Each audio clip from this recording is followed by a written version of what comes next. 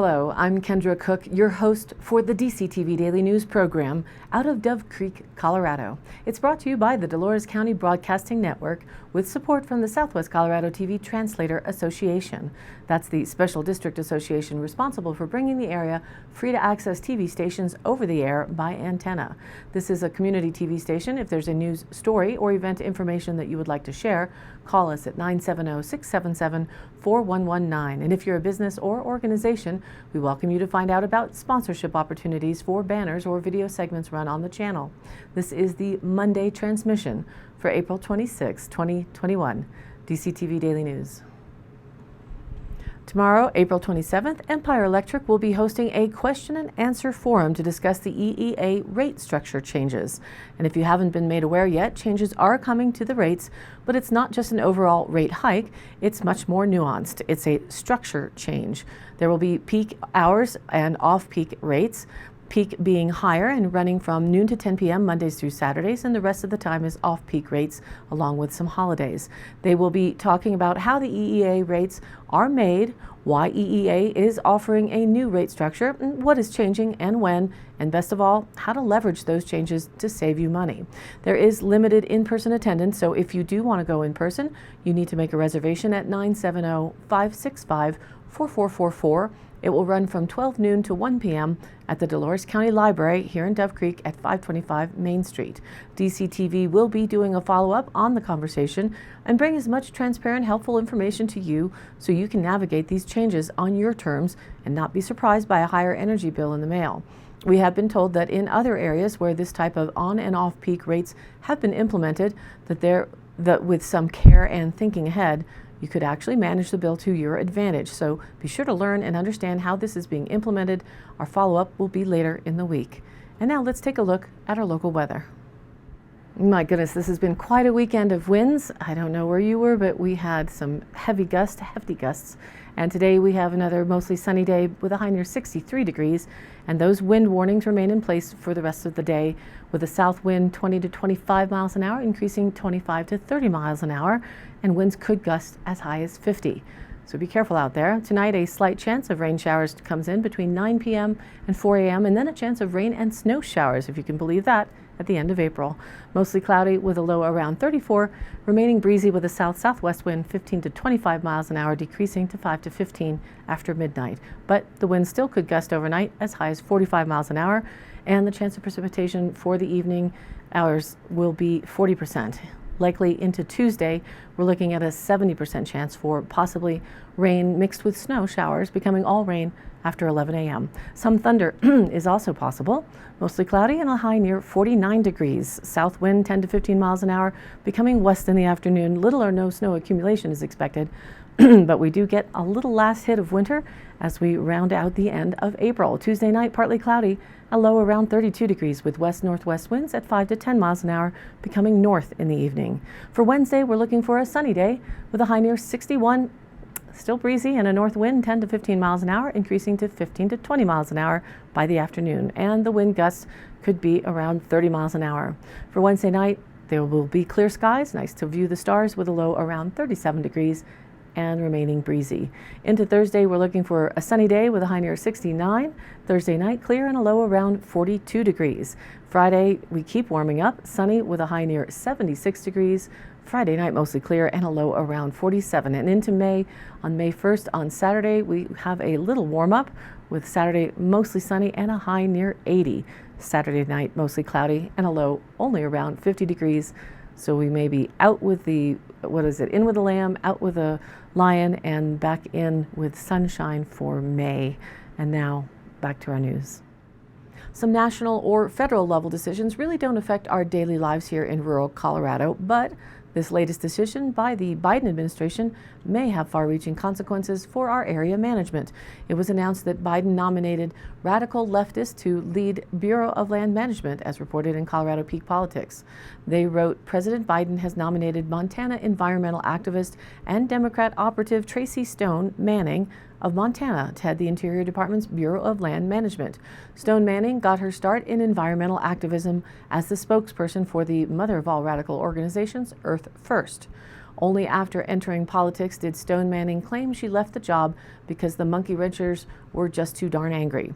Who knew that eco-terrorism and arson had a dark side? Peak Nation, trademark, will recall the monkey wrenching of Aspen's natural gas pumping station over the Christmas holiday that left the resort in the cold for days. The culprit claimed to be an eco-warrior for Earth First. Stone Manning was former Montana Governor Steve Bullock's chief of staff and worked as an aide to that state's U.S. Senator Jon Tester, both Democrats. More recently, she's been with the National Wildlife Federation, a fluffy-sounding group that pursues policies to lock up public lands from the public. She's the kind of nature lover who prefers trees to remain untouched by anything except wildfire. Stone Manning is too radical for the job, this article writes, and Colorado U.S. Senators Michael Bennet and John Hickenlooper would serve the Western Slope well to say no to this nominee. We will see how that goes. We're also watching what is happening with the BLM headquarters that was moved to Grand Junction. Whether it stays there, there is a lot of effort to keep it there because it's in our backyard. It does a lot for Colorado and for the western states. And you may have anecdotally noticed that there are more and more new out-of-town and out-of-area people buying properties here in and around Dove Creek. The septic permits and driveway permits are way up over the past 18 months. So is this a trickle-down of a general trend? People moving out of concentrated city areas and out to more affordable areas? The answer appears to be probably yes. And an AP article assessed the census data coming out shortly and what that might mean in our neck of the woods. They write, young adults' relocations to states like Colorado are reshaping political geography. We should see details as the Census Bureau is expected to formally tally this change this coming week. The choices by members of the millennial generation of where to live have reshaped the country's political geography over the past decade. They've left New York and California and settled in places less likely to be settings for TV sitcoms about 20-something urbanites, including Denver, Houston, and Orlando, Florida. Drawn by jobs and overlooked cultural amenities, they've helped add new craft breweries, condominiums, and liberal voters to these once more conservative places. The U.S. Census Bureau this coming week is expected to formally tally this change, again by releasing its count of population shifts in the once-a-decade reallocation of congressional seats. It is expected to lead to the Sun Belt gaining seats at the expense of states in the north. Most projections have Texas gaining 3 seats, Florida 2, and Arizona, Colorado, Montana, North Carolina, and Oregon 1 each. Expected to lose seats are Alabama, Illinois, Michigan, Minnesota, New York, Ohio, Pennsylvania, Rhode Island, West Virginia, and California. The relocations have reshuffled the politics. Once solidly conservative places such as Texas have seen increasingly large islands of liberalism sprout in their cities, driven by the migration of younger adults who lean Democratic. Since 2010, the 20 to 34-year-old population has increased by 24% in San Antonio, 22% in Austin, and 19% in Houston, according to an Associated Press analysis of American Community Survey data. There are other drivers of population growth, such as immigration from overseas and childbirths, but as foreign immigration tapered off during the decade, at least until this last year, then plummeted during the pandemic, internal relocations have become an increasingly big factor in how the country is resorting itself, demographers say. Places with jobs have long attracted transplants, but this shift has been different because housing prices have risen so much in previous job clusters, Boston, New York, and Silicon Valley, for example, that cost of living has become more of a factor in relocations, said Daryl Fairweather, a chief economist for Redfin. Plenty of young people still move to traditional destinations such as New York and California to start careers, experts say, and then they just leave them relatively quicker now, with a wider variety of alternative job centers to choose from. Quote, every year these places attract a lot of young people, but they lose more. William Frey, a demographer at the Brookings Institute, said of traditional coastal job magnets, joking that his own hometown of Washington, D.C., quote, rents young people. Instead, places with both cheaper housing, growing economies, and recreational amenities have become popular.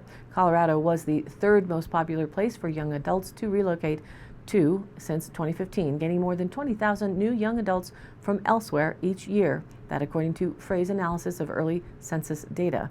The state has boomed over the past decade as its libertarian lifestyle, outdoor attractions, and growing knowledge-based economy have drawn young people from across the country. As a result, Denver's skyline is regularly pockmarked with construction cranes. Apartment complexes are springing up from parking lots. For when those renters want to have children and buy homes, waves of new suburban subdivisions are emerging in the shadow of the Front Range of the Rocky Mountains. As mostly college-educated transplants have relocated to Denver and its satellite communities, Colorado has gone from being a solidly Republican state to a competitive swing state to a solidly Democratic one, at least by the numbers because of the concentration in Denver. It's a pattern that some political experts expect could be replicated in other states importing loads of young people, even traditionally conservative Texas. In another article this past week, rumbles from Mesa County indicate that Grand Junction and the region there would like to exit District 2 and instead be aligned with the Western Slope. We shall see how the census data and information and realignment of districts may play out and affect the future of Colorado later this year. A reminder to get your Pick and Hoe vendor forms in to save a spot and or reserve a spot at the new Southwest Freedom Big Truck and Car Show that will be held on Saturday, July 3rd in Cajon Park.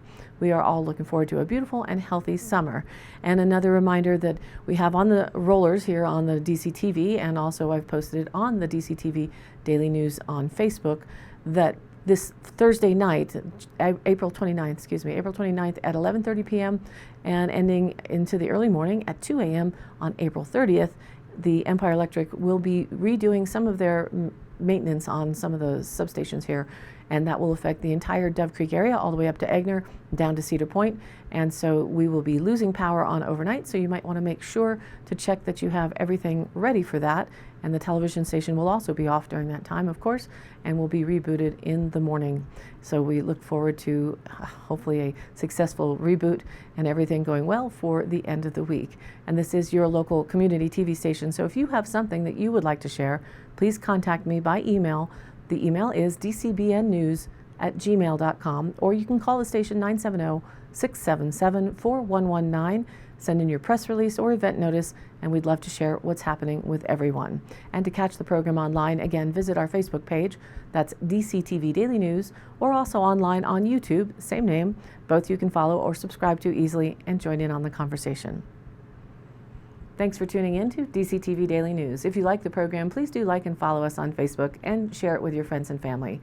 This has been a production of DCTV for the DCTV Daily News program out of Dove Creek, Colorado, USA. I'm Kendra Cook. Be well and keep thinking for yourself.